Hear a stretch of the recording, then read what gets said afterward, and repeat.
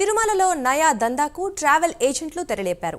VIP దర్శనం చేపిస్తామని tours and travels చేసిన కొందరు వ్యక్తులు భక్తులకి టోపీ పెడుతున్నారు. తాజాగా శ్రీవారి బ్రేక్ దర్శనం చేయిస్తామని మహారాష్ట్రకు చెందిన భక్తుల నుంచి 70,000 రూపాయలను వసూలు చేశారు. చివరికి 300 రూపాయల దర్శనం చేయించారు. దీంతో బాధిత భక్తులు తిరుమల 1 టౌన్ పోలీసులను ఆశ్రయించారు.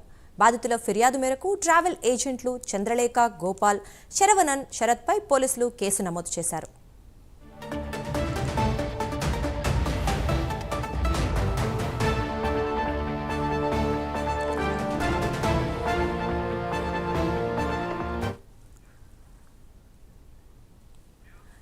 దీని గురించి పూర్తి సమాచారం మా ప్రతినిధి సునీల్ లైవ్ ద్వారా అందిస్తారు. రైట్ దుర్గా, మొత్తం మీద ఏదైతే తిరుమల శ్రీవారి దర్శనానికి సంబంధించి కొత్తగా దళారులు కొత్త అవతారాలు ఎత్తుతున్న పరిస్థితి అయితే ఉంది. గతంలో చూసుకున్నట్లయితే టూరిజం ద్వారా చాలా వరకు అవకతవకలు జరిగాయని చెప్పేసి గతంలో టీటీడీ బోర్డు పూర్తిగా టూరిజంకి సంబంధించినటువంటి 300 రూపాయలు పూర్తి స్థాయిలో రద్దు చేసిన పరిస్థితి అయితే ఉంది.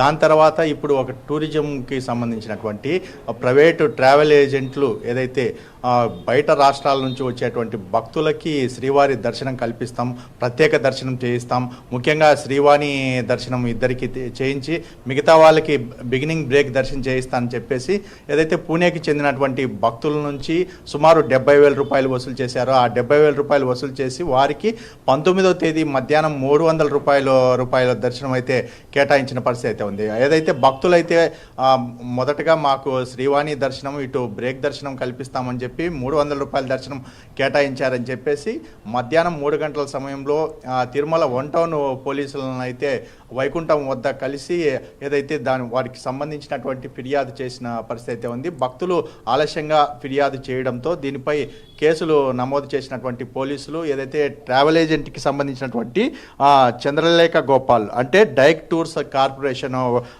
ఒక వ్యక్తి, మరోవైపు ట్రావెల్ ఏజెంట్ అయినటువంటి శరవణన్, మరోవైపు తిరుమలకి స్థానికంగా ఉన్నటువంటి వ్యక్తి శరత్, ఈ ముగ్గురు కలిసి తరచూ భక్తుల నుంచి ఇటు దర్శనాలు చేయిస్తామని చెప్పి ఎమ్మెల్యే సిఫార్సు లెటర్లు మా దగ్గర ఉన్నాయి, ఖచ్చితంగా మేము మంచి విఐపి బ్రేక్ దర్శనం మేము కల్పిస్తామని చెప్పేసి వారికి మోసం చేసి ఇట్లా రోజుకు వాళ్ళు దందా నిర్వహిస్తున్నారని చెప్పేసి పోలీసులు అయితే వారిపై కేసు నమోదు చేశారు. ముఖ్యంగా కేసు నంబర్ చూసుకున్నట్లయితే 10/2025 318 ప్రకారం ఒక కేసు, మరోవైపు బిఎన్ఎస్ 2023 సెక్షన్ ప్రకారం ఏదైతే కేసులు నమోదు చేసినట్టయితే తెలుస్తుంది. ముఖ్యంగా గతం నుంచి టీటీడీ ఒకటే చెప్తుంది, ముఖ్యంగా భక్తులు దయచేసి దళారులను నమ్మి మోసపోవద్దు. ముఖ్యంగా ఏదైనా శ్రీవారి దర్శనం కావాలనుకుంటే శ్రీవాణి టికెట్లకు సంబంధించి ఆన్లైన్లో 2 నెలల బిఫోర్ మాత్రం ఆన్లైన్లో విడుదల చేస్తున్నాం. తర్వాత రోజు 800 టికెట్లు తిరుమలలోనే కేటాయిస్తున్న పరిస్థితి అయితే ఉంది. భక్తులు దయచేసి దళారులను నమ్మి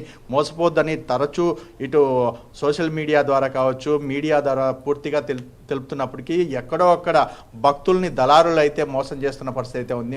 మరోవైపు చూసుకున్నట్లయితే ఒక రమణ ప్రసాద్ అనే ఒక దళారీ కూడా పూర్తి స్థాయిలో కోట్ల రూపాయలు దండుకున్నట్లయితే తెలుస్తుంది. దానికి సంబంధించి కూడా పోలీసులు విచారణ చేస్తున్నారు. ముఖ్యంగా ఆయనకు సంబంధించి ఇంకా పూర్తి వివరాలు తెలియాల్సి ఉంది. ఎందుకంటే అతను భక్తుల నుంచి భారీ స్థాయిలో ఆర్జిత సేవ టికెట్లు కావచ్చు, ముఖ్యంగా స్వామివారి వస్త్రం టికెట్లు ఇప్పిస్తానని చెప్పేసి లక్షల రూపాయలు కర్ణాటక చెందినటువంటి భక్తుల నుంచి కూడా అందుకున్నట్టయితే తెలుస్తుంది. అతని గురించి కూడా ఇప్పటికీ పోలీసులు సీక్రెట్గా విచారణ జరుపుతున్న పరిస్థితి అయితే ఉంది. అతనికి సంబంధించినటువంటి అరెస్ట్ కూడా ఇప్పటి వరకు తెలియని పరిస్థితి అయితే కనపడుతుంది. అంటే సుమారుగా తిరుమలలో జరుగుతున్నటువంటి అక్రమాలకు సంబంధించి కావచ్చు, ప్రధానంగా శ్రీవారి దర్శనానికి ప్రధానంగా ఏదైతే విఐపి లెటర్లు తీసుకొని కొంతమంది ఎమ్మెల్యేలు ఇటు ఎమ్మెల్సీలకు సంబంధించినటువంటి ప్రజాప్రతినిధులకు సంబంధించినటువంటి లెటర్లని వీళ్ళు వాడుకుంటూ భక్తులకి విక్రయిస్తూ ఇట్లా దళారు అవతారం ఎత్తిన పరిస్థితి అయితే ఉంది. ఎందుకంటే గతంలో 300 రూపాయల దర్శనానికి సంబంధించి చూసుకున్నట్లయితే టూరిజంకి సంబంధించి ఇటు